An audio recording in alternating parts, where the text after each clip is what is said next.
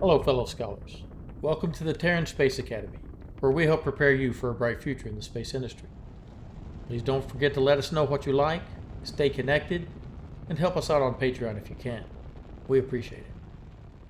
Designing your own spaceship requires knowledge of advanced manufacturing of rare alloys and materials, and propulsion, guidance, navigation, and communication systems. And you'll need computer simulation and real-world testing to make sure it all works. All of this is very expensive, but with nothing more than a simple spreadsheet and a little knowledge, you can figure out whether or not your spaceship is reasonably feasible. Today we will see how to do this. What we learn will apply to all rocket systems, from chemical to fusion drives. For our exercise, we discussed the logistics of building an 18-meter diameter Ultra Starship that has 3 stages. We defined those as 120 meters tall for the booster, 60 meters for the second stage, and 20 meters for the third stage. I decided that 14 of those 20 meters would be propellant, the last 6 meters would be the payload bay. That makes it 20 feet tall, which may not seem like enough, but I want to use this to send payload onto the moon or somewhere else in the solar system. So to set up our spreadsheet, list the diameter and height and then calculate the area. Now, a normal starship has a diameter of 9 meters, which is a radius of 4.5 meters, and that gives us an area of 64 square meters. The area of a circle is pi times the radius squared. If we look at our 18-meter diameter Ultra Starship, our radius is 9 meters, we square it and get 81, we multiply it by pi and we get 254. Multiply that by the height and we get the potential volumes here. Let's round these, so we have a little room for other components and of course plumbing and engines. So here we see 30,536, we'll just use 30,000. Here we see 15,268, and we'll use 15,000. And for the last one, it goes to 3,500. These are arbitrary, and you wouldn't have to do this. So if you did not, don't worry about it. The point is the creation of the spreadsheet. Once you have it done, you can adjust things however you like. So first stage, second stage, and third stage with the cargo bay. Here we make a column for the methane, which, both because it has a lower density and because we need to use it for active reentry cooling, we'll decide it will be 60% of the available volume. And that leaves 40% of the volume for the liquid oxygen. We put these into the spreadsheets and see what we get here. Now we create another row for liquid methane and one for liquid oxygen. This has the density of these propellants. And we multiply that density by each of the relative volumes here. Then the total of the fuel mass and oxidizer mass is put here. Now we know the total propellant mass for each stage. And now we need to figure out the dry mass. We could do a lot of math to calculate the skin thickness and surface area, etc., but we have a good measure of what this will take. The current SpaceX Super Heavy booster has a dry mass of around 180 metric tons. This is expected to drop as it is refined, and I'll make the Ultra booster about 250. That's probably a little light, but we'll see. The current Starship is 120 metric tons.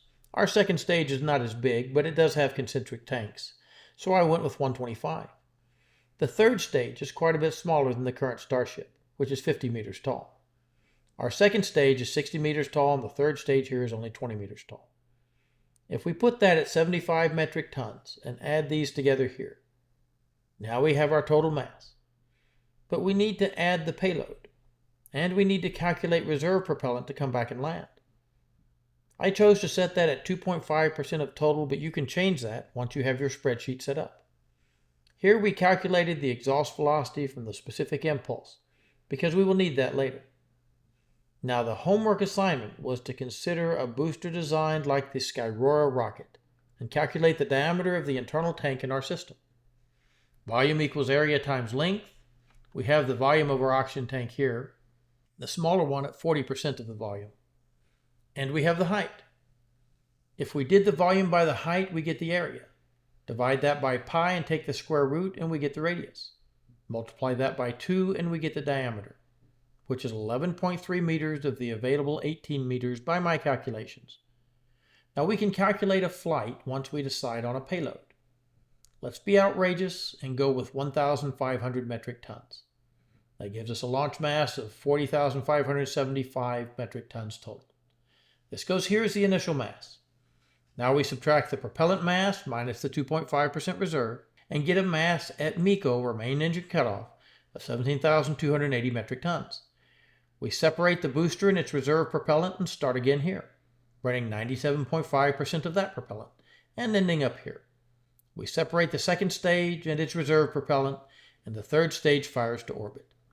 We see here that burning 97.5% of its propellant gets us to space with a deltaV of more than 10,000 meters per second, clearly more than the 9,400 needed. With a launch mass of 40,575 metric tons and a payload mass of 1,500 metric tons, 10 times more than Starship. It all looks great, but we need to evaluate something else. We actually need to get off the ground. We go back over here and we see the launch mass. Now we need to turn that into weight by multiplying by 1g. But first, we've been using metric tons, which are 1,000 kilograms. So let's go back to kilograms by multiplying by 1,000, and then multiply by 1g. It is these little steps that often trip me up.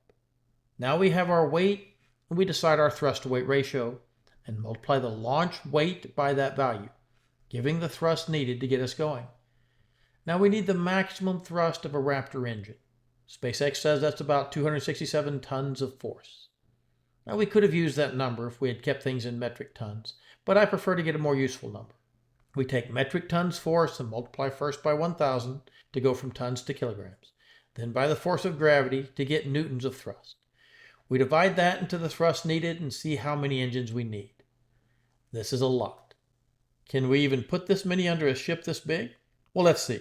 The current SpaceX Super Heavy booster has 33 Raptor engines in an area of 64 square meters. That's 1.94 square meters per Raptor.